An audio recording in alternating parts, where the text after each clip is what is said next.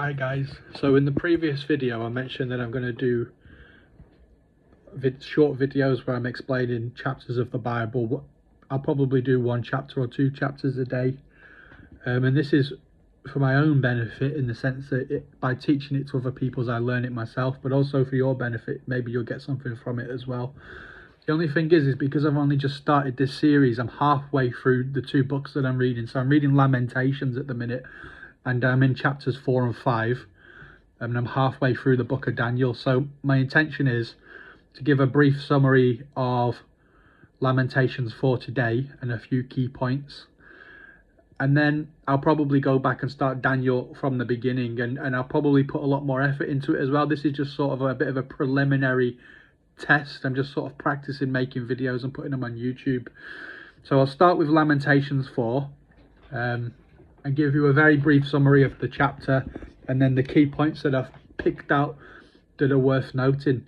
So first, the summary of Lamentations 4 is that Jeremiah is doing exactly that. He's lamenting over the hardships and that have been suffered as a result of the Babylonian exile and Babylon coming along and destroying Jerusalem.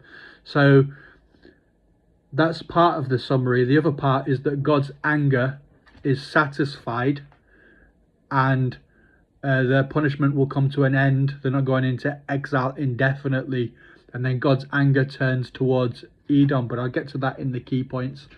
So the first key point that I've noted down is the destruction of Jerusalem, which took place in 586 BC.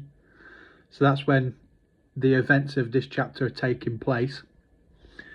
And the first few verses really go on to talk about the extreme famine that took place, and the result of which is that children were neglected, and ultimately it got to the point where they actually started to eat their own children, which is obviously mental, because now they're eating their own kids.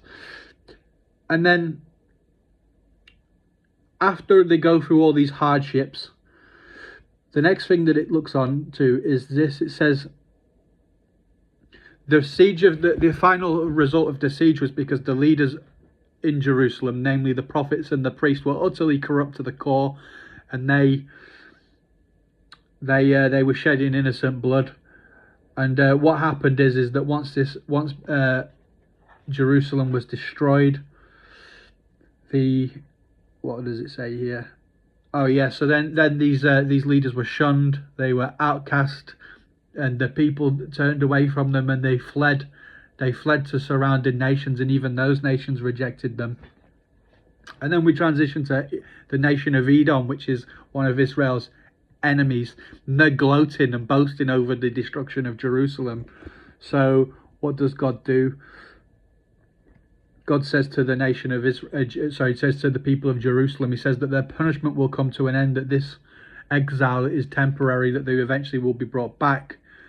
But Edom's punishment is just about to begin. So that's a rough summary of the chapter. Obviously, I appreciate, guys, this is my first ever YouTube video. I'm quite nervous. I've still got to learn how to present this stuff clearly.